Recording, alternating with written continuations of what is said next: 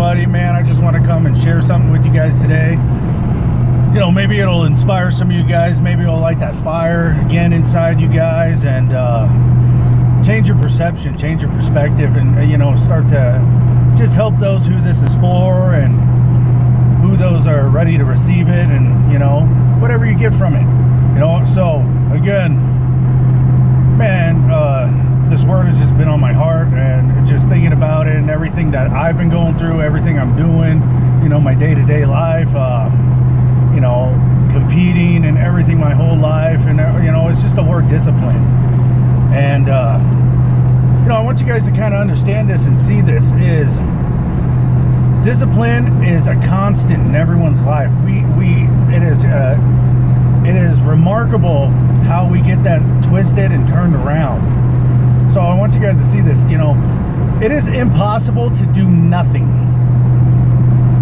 So when people say, "Oh, you know, you're doing nothing with your life. You've done nothing. You're doing nothing." It is impossible, because what you actually did is you made a choice.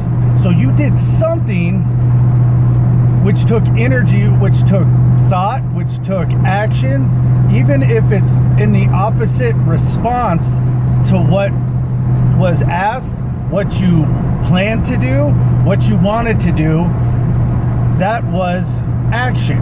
So you guys, it is impossible to do nothing. What you are actually doing is you are disciplining yourself in the opposing direction.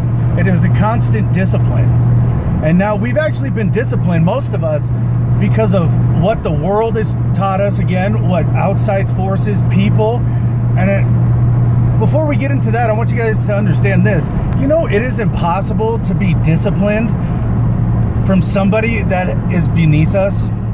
That's ridicule. That's called ridicule. You cannot be disciplined from somebody that is beneath you. You can't be chastised. You can't be corrected from someone that is beneath you.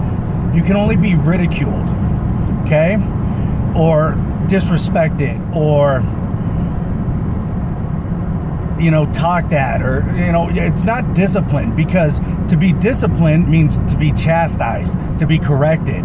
And now that doesn't mean a physical chastisement, okay? That doesn't mean that. It means someone that there is a perception of them greater than you is now inspiring you to go in one direction, to accept some reality, a teaching, some inspiration in your life. So again, it has to come from someone that is above you, someone that is greater than you, that in your perception.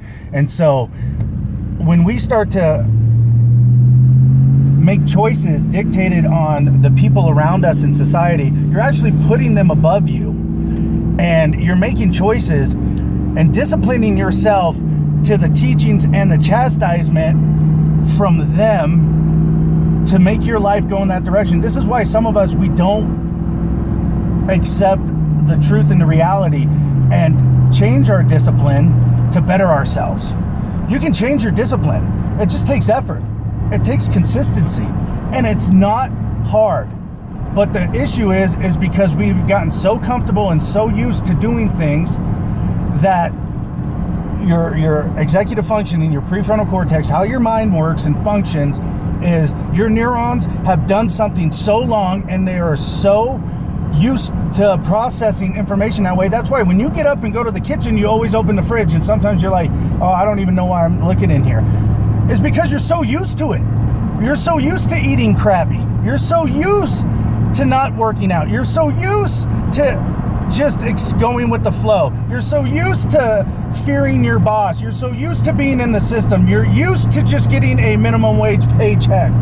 You're used to being called a dope fiend, a drug addict, a junkie. Oh, I'm always going to be an alcoholic. I'm always going to be this. All that is bull crap. You know, you're not always going to be an alcoholic. AA lies, NA lies, and they want you to be feeble, misconstrued, and weak. You can change your life and stop running from your fears and overcome them. God promises you that, And you have the ability to overcome that. You're not forever an alcoholic. You're not forever a dope fiend. You're not forever dumb. You're not forever fat. You're not forever out of shape. You're not forever poor. You're not forever broke. You're not forever weak. You're not forever any of this stuff.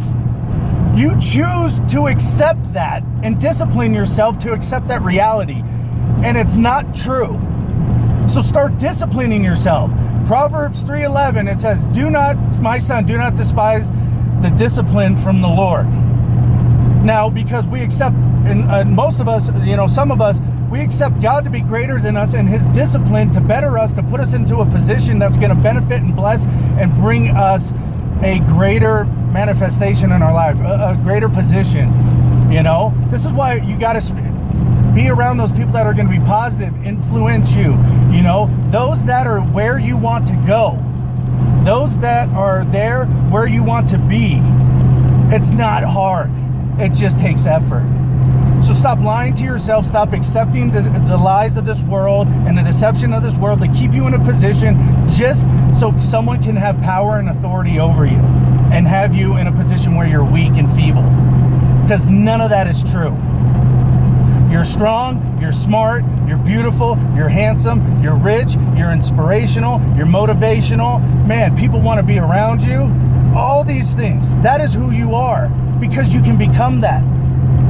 Just because you're not in that feeling, that place right now, doesn't mean you won't be that. Doesn't mean you have to not accept that to be your truth. Start accepting your truth of where you're gonna be, and you'll get there, and you'll be there.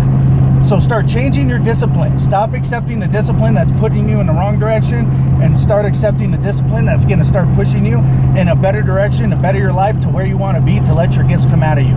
Man, I love you guys, and I just want to encourage you guys today. So I'll talk to y'all next time. Keep it up, don't stop, and stop listening to the haters. All right, love you guys.